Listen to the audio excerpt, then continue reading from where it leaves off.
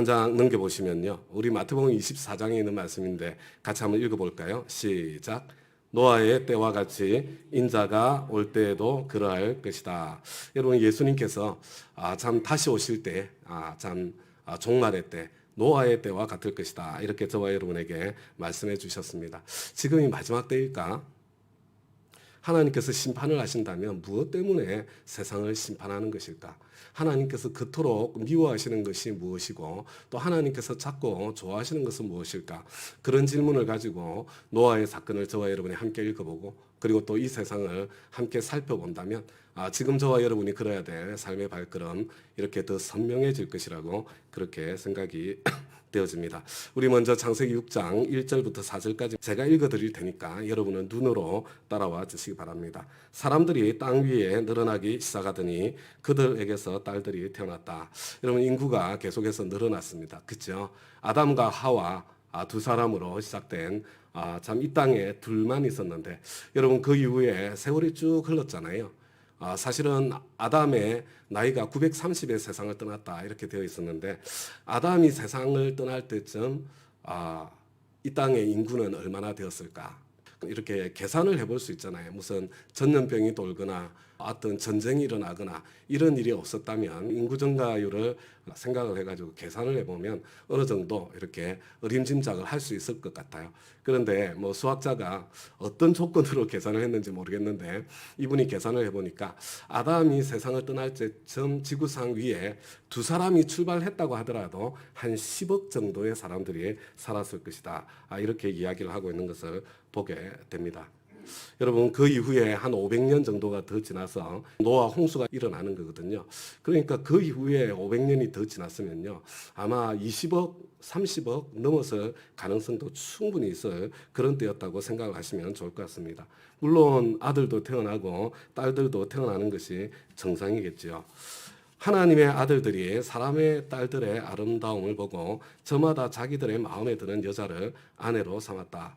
도대체 여기서 하나님의 아들들은 누구고 그리고 또 사람의 딸들은 누구일까? 사실 수수께끼처럼 여겨지는 답을 찾기가 쉽지 않은 그런 난제와 같은 구절입니다.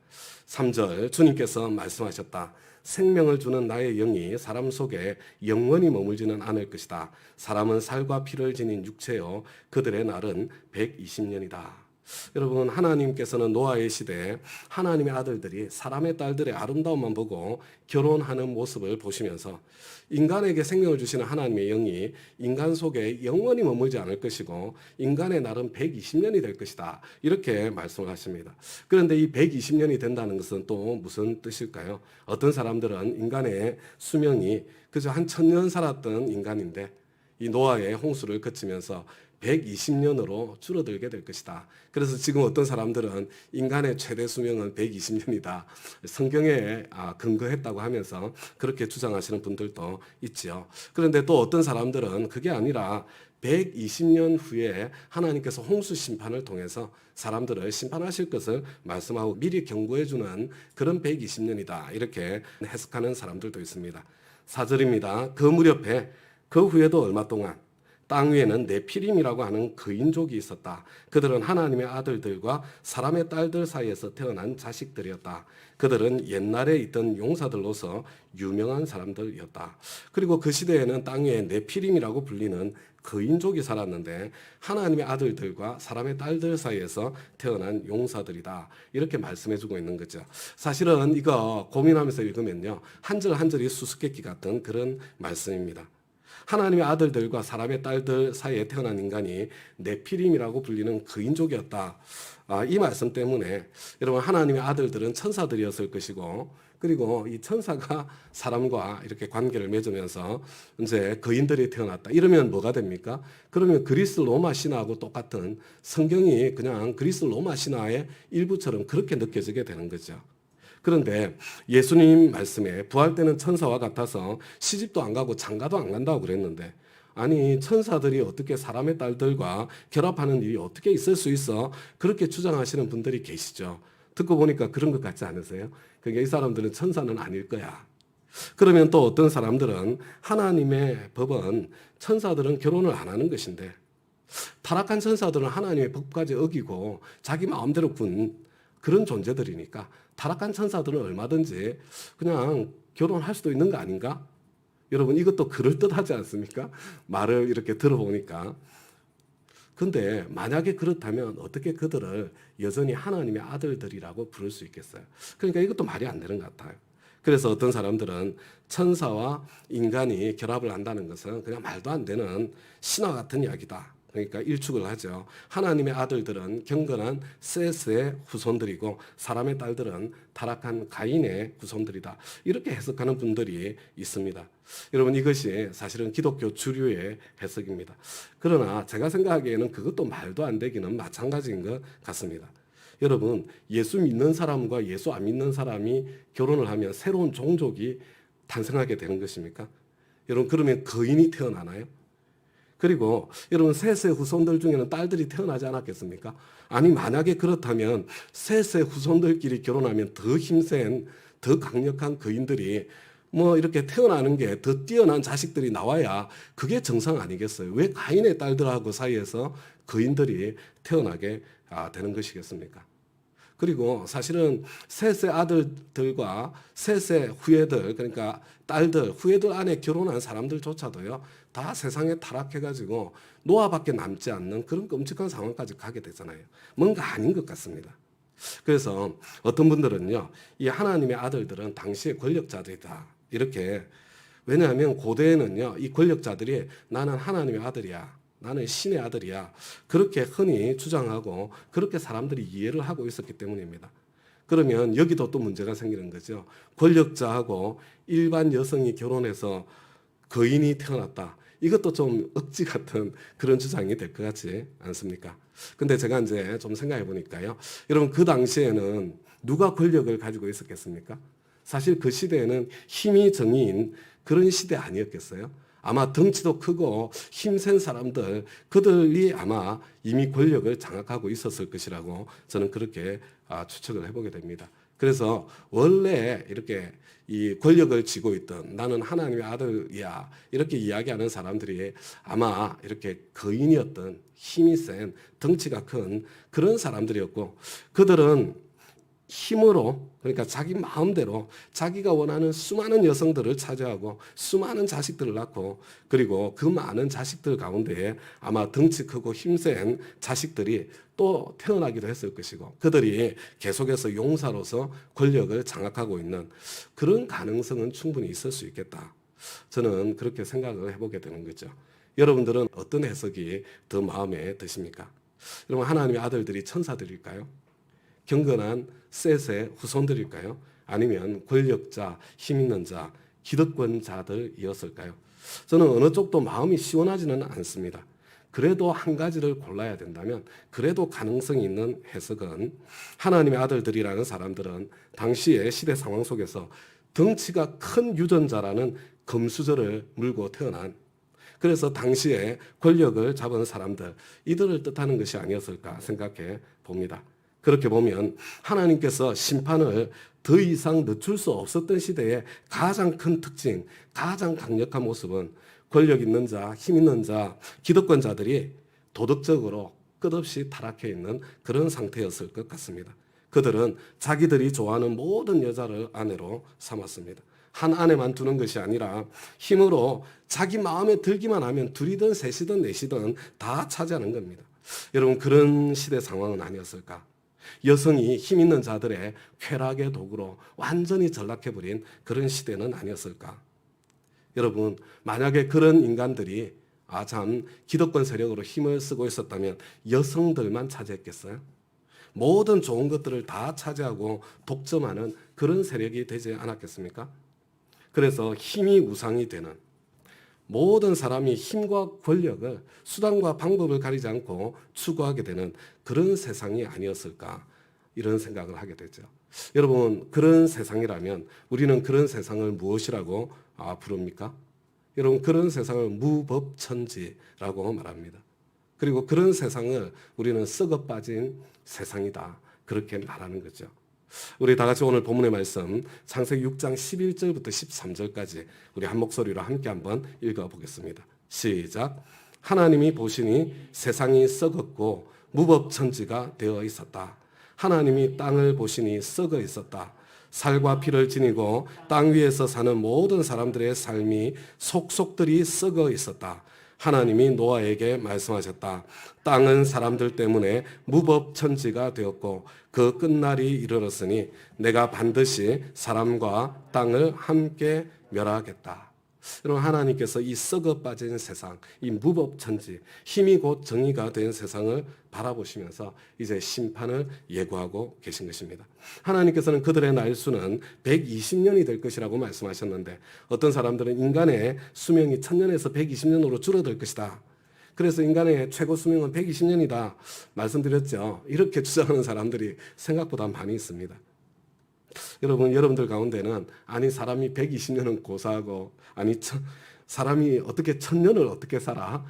그죠? 그래서 그냥 원래 창세기는 말도 안 되는 신화에 불과한 거야. 뭐 신화의 세계 속에서 무슨 이야기가 불가능해?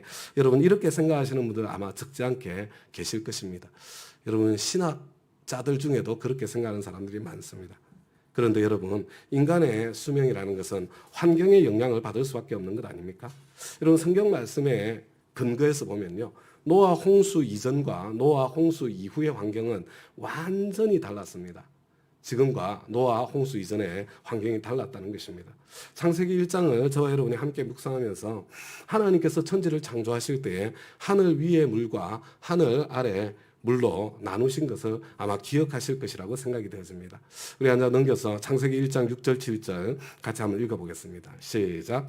하나님의 말씀하시기를 물 한가운데 창공이 생겨 물과 물 사이가 갈라져라 하셨다. 하나님이 이처럼 창공을 만드시고서 물을 창공 아래에 있는 물과 창공 위에 있는 물로 나누시니 그대로 되었다. 여러분 하나님께서 이 창공을 만드셨습니다. 그죠? 무엇으로요? 말씀으로 만드셨습니다.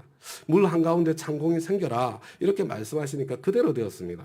여러분 창공을 가운데 두고 창공 위에 하늘 위의 물과 창공 아래 물로 나누어졌습니다. 여러분 원래 지구는 물과 흑암으로 덮여 있었잖아요.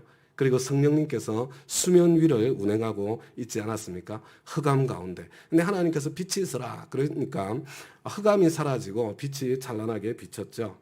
그 다음에 이 파란색 물이 위와 아래로, 물은 원래 파란색 아닌데 하늘의 색깔인데 위와 아래로 갈라지면서 이 창공이 우리가 푸른 하늘이라고 하는 이 세상이 생기게 되었다고 성경이 말씀해 주는 거예요. 우리 1장 8절부터 10절까지요. 다 같이 읽겠습니다. 시작. 하나님이 창공을 하늘이라 하셨다. 아침이 되니 하나님이 말씀하시기를 하늘 아래에 있는 물은 한 곳으로 모이고 무천 드러나거라 하시니 그대로 되었다. 하나님이 무철 땅이라 하시고 모인 물을 바다라고 하셨다. 여러분 하나님께서 그 다음에 좋았더라. 하나님께서 땅과 바다를 만드셨습니다. 어떻게 만드셨어요? 말씀으로 또 만드셨습니다. 땅이 드러나라 그렇게 말씀하시니까 그대로 된 것입니다. 원래 축구공처럼 완전히 둥근 그런 이 지구요. 그러니까 그 위에 물이 덮여 있으면 이렇게 깊이가 얕아서 그렇지 전체를 완전히 물이 덮고 있었을 것입니다. 그리고 그 위에 하늘색 창공, 대기권이 있고 그 위에 창공 위에 물청이 있었을 것입니다. 그런데 하나님께서 말씀하시니까 지구 한쪽이 깊이 꺼지는 거예요. 그러니까 반대쪽은 튀어나오지 않겠습니까? 그러니까 깊은 곳으로 물들이 모이고 그리고 땅은 많은 면적이 물 위로 드러나게 되었겠죠. 그래서 물이 모인 곳은 바다라 하고 그 다음에 물이 사라진 곳은 육지가 되어서 들과 산이 되었을 것입니다. 다음 가족 여러분, 지금은 오존층 파괴가 매우 심각한 이슈가 되고 있지 않습니까? 뭐 탄소 이렇게 뭐 총량을 제한하려고 하는 것도 사실 이 오존층 파괴가 인류의 어떤 멸망에까지 이끌어갈 수 있기 때문에 지금 그렇게 심각하게 받아들이고 있는 것 아닙니까? 이 오존층이 우주에서 날아오는 회로운 광선을 막아주는 역할을 해서 우리가 지금 이 정도 수명을 유지할 수 있는 거거든요. 오존층이 사라지면서 인간의 건강과 생존이 위협받고 있다는 그런 상황이잖아요. 만약에 오존층만이 아니라 지구 전체를 창공 위의 물, 대기권 밖의 물이 오존층처럼 이렇게 둘러싸고 있었다. 여러분 만약에 그렇다면 이 지구상에는 어떤 일이 생겼을까요? 여러분 아마 첫 번째는요. 아마 밤낮의 구별이 별로 없었을 가능성도 있어요. 왜냐하면 이렇게 지구 반대쪽도 이 물을 통해서 산란된 빛이 비쳐가지고 아마 밤과 낮의 풍경이 지금과 달랐을 것입니다. 그리고 오존층이 지금 참 유해한 우주 광선을 굉장히 많이 막아주어서 지금 나름 안전한 공간인데요. 아마 물층까지 있었다면 훨씬 더 많은 유해 광선들을 막아주었을 것이고 훨씬 더 안전한 그런 공간이 되었을 것이라고 생각이 되어집니다. 그리고 이게 물로 둘러싸여 있으면요. 아마 지구 전체의 온도 변화도, 기후 변화도 아마 거의 없었을 것이다. 이렇게 생각할 수 있어요. 왜냐하면 우리가 캠핑할 때 고구마 감자 구울 때 호일로 싸서 굽잖아요. 옥수수도. 그러면 한쪽이 타지 않아요. 그죠? 온도가 골고루 퍼져가지고 골고루 잘 익게 되는 그런 모습을 보게 되잖아요. 아마 전혀 다른 우리가 상상하기 힘든 그런 환경이 지구상에 펼쳐져 있었을 것입니다. 어쩌면 그런 환경이라면 인간이 천년을 살 수 있었을는지도 몰라요. 그런데 노아 홍수가 일어났을 때 성경 말씀을 보면 하늘의 창들이 열리고 땅에 샘들이 터졌다 이렇게 설명하고 있죠. 땅의 가장 높은 산까지 덮을 수 있는 물, 창공 위에 물이 쏟아진 것. 이제 지금은 없는 창공 위에 모든 물들이 쏟아져서 그런 일이 일어났을 것이다. 충분히 설명될 수 있습니다. 성경 안에서는. 땅에 가장 높은 산까지 덮었던 물인데 지금 다 어디 갔어요? 그죠? 더 깊이 꺼지면 되는 거예요, 땅이. 그래서 이전보다 더 높은 산들이 많이 생겨나면 그러면 물이 사라지게 되는 거죠. 바다의 면적이 넓어지면 되는 거 아닙니까? 그래서 성경이 말도 안 된다 이렇게 쉽게 생각할 수 있는데요. 저와 여러분이 모르는 게 되게 많아요. 그래서 그냥 설명이 가능하다. 설명이 될 수도 있겠다. 이렇게 생각을 해주면 좋겠습니다. 노아 홍수 이후 창공 위의 물이 사라지면서 전혀 다른 지구 환경이 찾아오고 사람의 수명은 점점 줄어들기 시작해서 인간의 최대 수명이 120세가 되었다. 그럴듯하죠. 그죠? 이 말이 된다. 뭐 이런 생각을 한때 했는데요. 근데 또 성경을 읽어보면 이런 구절이 있는 거예요. 시편 90편 모세의 글에 인간의 연수가 70이요 강건하면 80이라도. 원래 하나님께서 보통 인간의 수명을 7, 80세로 정하셨는데 이거 120년 이거 인간의 수명에 대한 이야기 아니에요. 이렇게 주장하시는 분들이 계세요. 그래서 어떤 분들은 앞으로 120년 후에 하나님께서 이 세상을 심판하실 것이라는 것을 노아 홍수가 120년 뒤에 있을 것이라는 것을 예고해 주는 말씀이라고 해석을 합니다. 실제로 하나님께서 노아에게 홍수 심판을 미리 알려주신 후에 120년 후에 홍수가 시작됩니다. 120년을 회개와 기다림의 시간으로 허락해 주신 것으로 이해할 수도 있는 것이죠. 저는 이 120년의 기다림의 시간, 120년의 회개의 시간을 하나님께서 주신 것이다. 하나님께서 최후 통첩으로 주신 것이다. 이것도 시원하지는 않는데 저는 그쪽 방향으로 성경을 이해하고 있습니다. 여러분 이 정도면 이제 노아 홍수의 상황이 전체적으로 그림이 그려지지 않습니까? 여러분 이제 이 성경이 이야기하고 있는 이 상황 속에서요. 저와 여러분에게 정말로 중요한 게 뭡니까? So what 아닙니까? 그래서 어쨌다는 건가? 그래서 그것이 지금 나와 내 인생과 무슨 상관이 있는가? 이게 중요한 거잖아요. 여러분 첫 번째로요. 예수님께서 마지막 심판의 때 징조를 미리 가르쳐 주시면서 노아의 때와 같을 것이다. 예수님께서 굉장히 단호하게 말씀하셨어요. 여러분 한 장 더 넘겼어요. 우리 마태복음 24장 37절에서 39절이거든요. 다 같이 한번 읽어보겠습니다. 시작. 노아의 때와 같이 인자가 올 때도 그러할 것이다. 홍수 이전 시대에 노아가 방주에 들어가는 날까지 사람들은 먹고 마시고 장가가고 시집가며 지냈다. 홍수가 나서 그들을 모두 휩쓸어 버리기까지 그들은 아무것도 알지 못하였다. 인자가 올 때에도 그러할 것이다. 여러분 한번 잘 보세요. 인류 역사 이래 사람들이 먹고 마시고 시집가고 장가가고 이거 안 한 때가 있나요? 이거 안 한 때 없어요. 먹고 마시고 시집가고 장가가고는 인류 역사 이래 계속되고 있는 거예요. 그러니까 지금 여기서 중요한 거는요. 예수님께서 말씀하시는 것은 이 마지막 때는 인자가 올 때는 노아의 때와 같다는 거예요. 노아의 때처럼 먹고 마시고 시집가고 장가가고 했다는 그런 뜻이 되는 거죠. 여러분 이 결혼이라는 거요.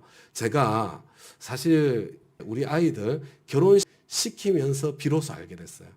야, 이 결혼에 그 사람이 가지고 있는 진짜 가치관이 다 담겨 있는 것이로구나. 여러분, 배우자를 선택하고 사위, 며느리 선택하는 있잖아요. 그 기준 안에 원래 내가 가지고 있는 가치관 전부가 다 들어있다. 이렇게 해도 틀리지 않습니다. 노아의 시대의 결혼은 힘 있는 자가 자기 원하는 여성들을 마음대로 차지할 수 있었는데 그 핵심 가치가 아름다움이었습니다. 외모 지상주의였습니다.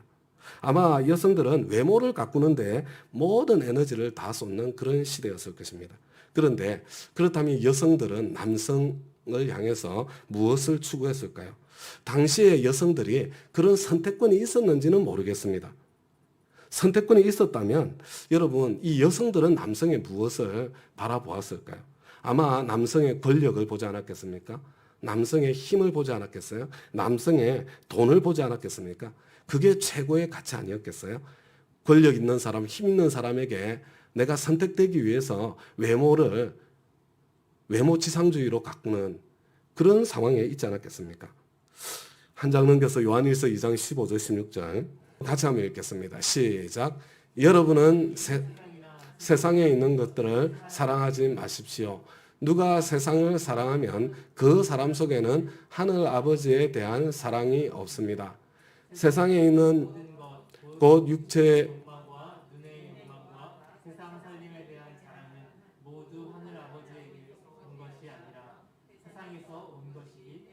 우리가 잘 알고 있는 말씀이죠.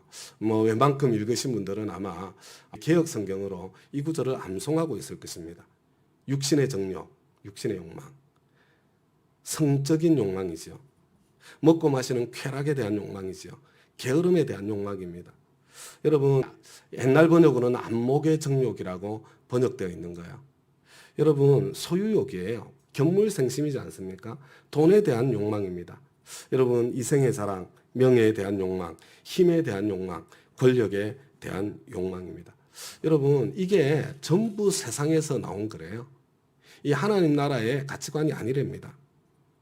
여러분, 하나님을 사랑하는 것이 없답니다. 이것을 붙잡는 사람은. 그리고 이 욕망은요, 저와 여러분에게 어떻게 표현되냐면 부러움으로 표현이 되는 겁니다. 다음 가죠, 여러분. 내가 무엇을 부러워하느냐, 그게 내가 진짜 무엇을 가치 있게 보느냐, 그게 담겨 있는 겁니다. 사실은 세상을 부러워하면 안 되는 겁니다. 세상이 나를 부러워하도록 만들어야 되는 거예요. 다음 가죠, 여러분. 한번 생각해 보십시다. 여러분들은 어떤 사위, 어떤 며느리 보신 분들 부러워하세요? 여러분은 어떤 남편감, 남의 남편, 어떤 남편이 부러우세요? 남의 아내, 어떤 아내가 부럽습니까? 여러분들은 어떤 남편을 찾아서 결혼하셨고 어떤 아내를 찾아서 결혼하셨습니까? 미래의 배우자를 구하면서 하나님 앞에 기도할 때 내가 기도했던 기도 제목의 제일 중요한 내용이 무엇이었습니까? 거기에 내 진짜 가치관이 담겨 있다니까요. 노아 당시는 무법천지였습니다. 노아 당시는 썩을 대로 썩어 있었습니다. 하나님의 뜻이라는 거 안중에도 없었습니다. 자기 마음대로 다 했습니다. 저는요, 성경을 읽으면서 왜 노아는 다른 사람들은 꽤 일찍부터 아기를 낳았거든요. 근데 왜 노아는 500살이 넘어서 비로소 자식을 낳기 시작했을까? 사실 정말 오랫동안 궁금했거든요. 왜 노아는 500살이 되어서 셈과 함과 야벳을 낳았을까?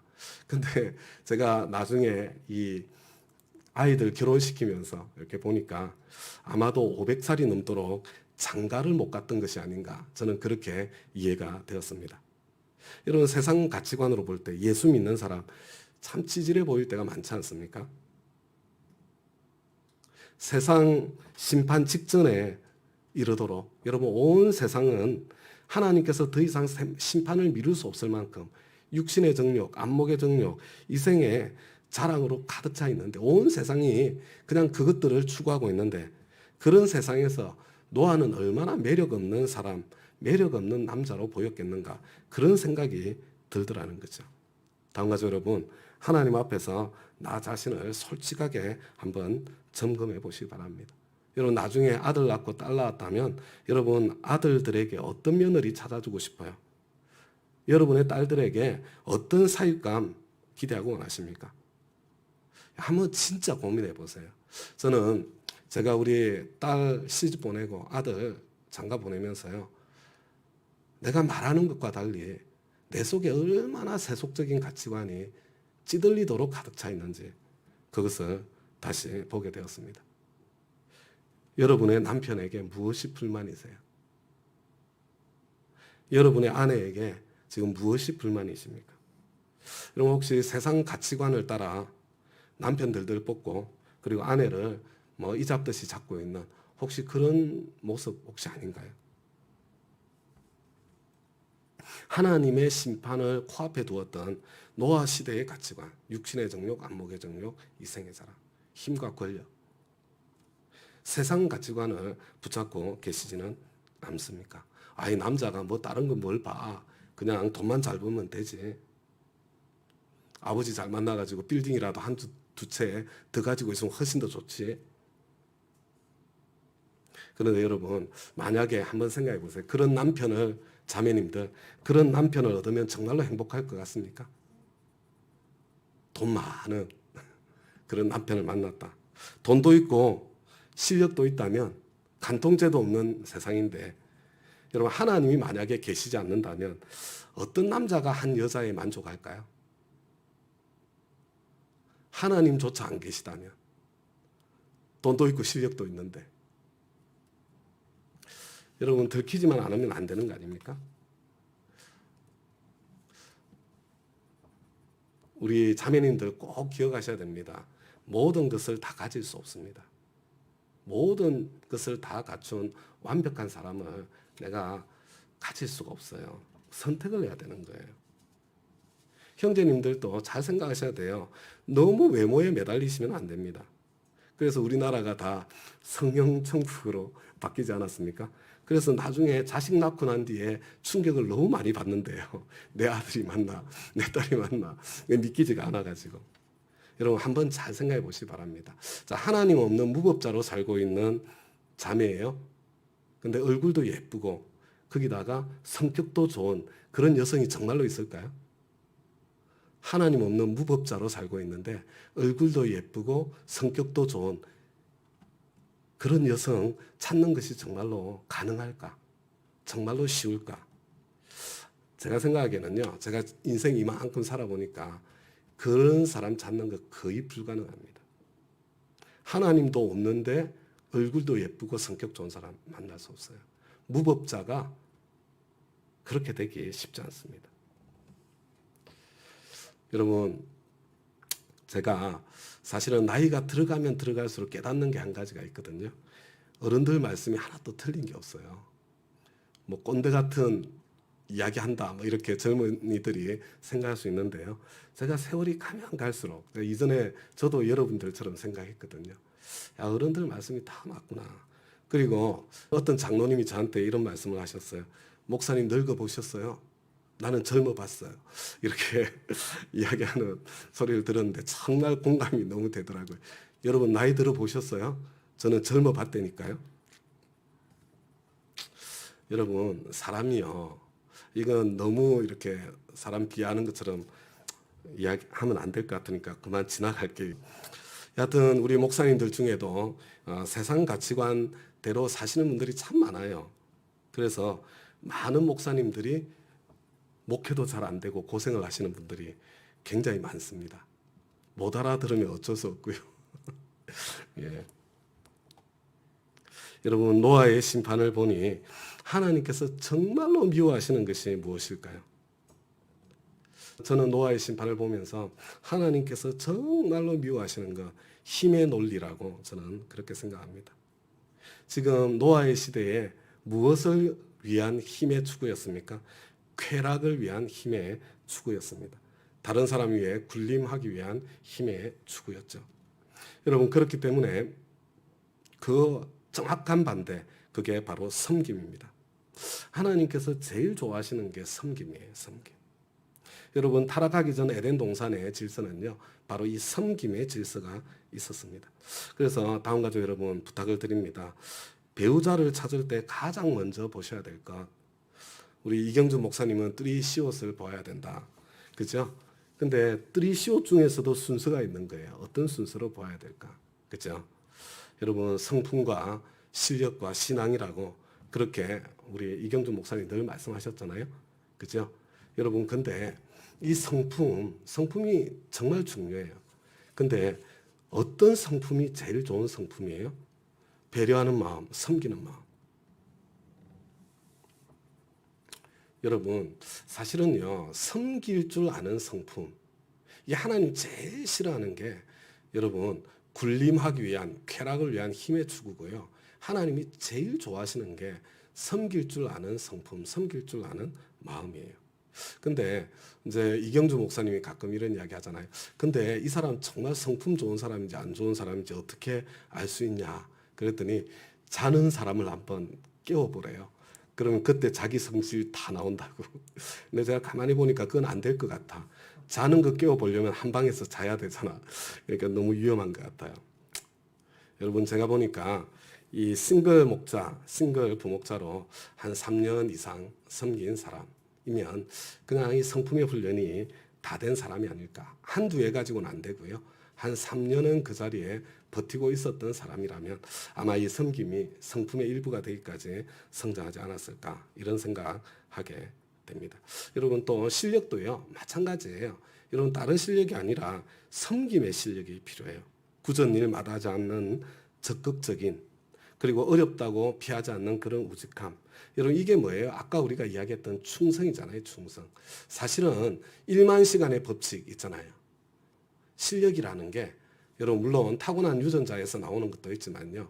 근데 그건 내가 어떻게 할 수 없고 진짜 실력은 여러분 충성에서 나오는 겁니다. 오래 하는 것, 끝까지 버티는 것. 세상의 가치관과 똑같이 배우자 그리고 사위 며느리감 찾지 않도록 지금 한번 굳세게 결심해 주셨으면 좋겠고요.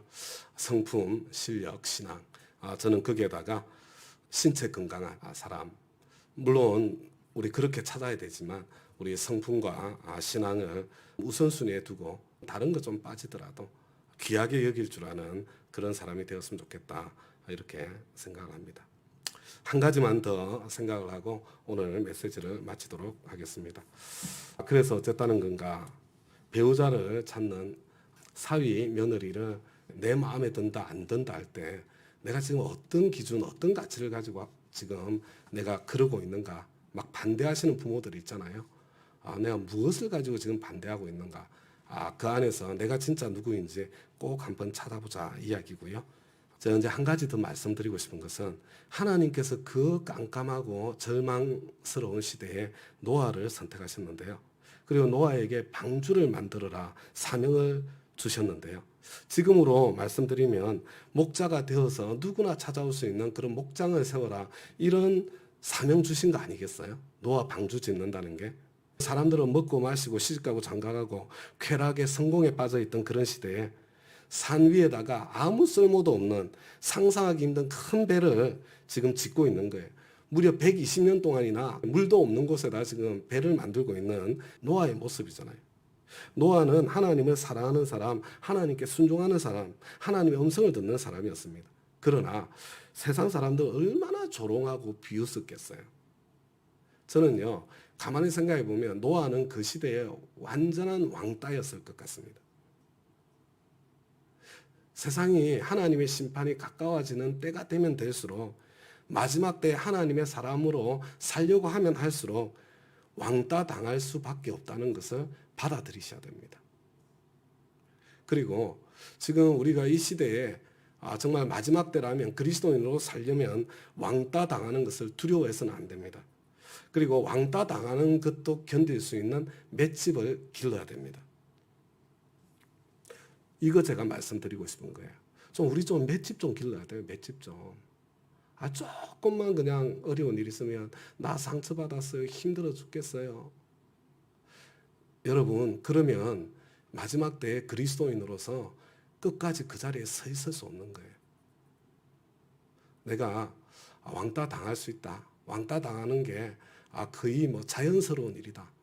그렇다고 하더라도 그것을 견디고 버틸 수 있는 맷집을 길러야 되겠다. 맷집 길러야 돼요. 맷집. 그렇게 우직하게 방주를 짓는 노아의 삶. 여러분 그게 세상을 향한 경고요. 세상을 향한 메시지였습니다. 120년이면 세상 모든 사람들이 다 듣고도 남을 시간이었습니다. 그러나 아무도 그 경고의 메시지에 귀를 기울이지 않았습니다. 여러분, 노아 홍수로 심판을 받은 그 인간들은요, 그 어떤 핑계도 하나님 앞에 댈 수 없었습니다. 여러분, 그들이 심판을 받게 된 것은 죄가 너무 많아서가 아니었습니다. 그들이 끝까지 고집부리고 방주에 타지 않았기 때문에 그들이 참 심판의 자리에 설 수밖에 없었던 거죠. 여러분, 노아는 열심히 사명의 삶을 살았습니다. 충성되게 방주를 지었습니다. 그러나 열매는 없었습니다. 그거 말씀드리고 싶은 거예요. 여러분, 세상이 악하기 때문에 내가 최선을 다해서 주님을 섬기는데 그래도 열매가 없을 수 있어요. 왕따 당할 수 있습니다. 열매 없는 순종의 길, 그것도 버틸 수 있는 맷집. 왕따 당하는 그 길, 그것도 좀 버틸 수 있는 맷집. 그것을 저와 여러분이 함께 기르고요. 우리 마지막 때 하나님께서 그래도 믿고 무엇인가 맡길 수 있는 그런 종들로 저와 여러분의 삶의 발걸음이 이어서 갈 수 있기를 부탁드립니다.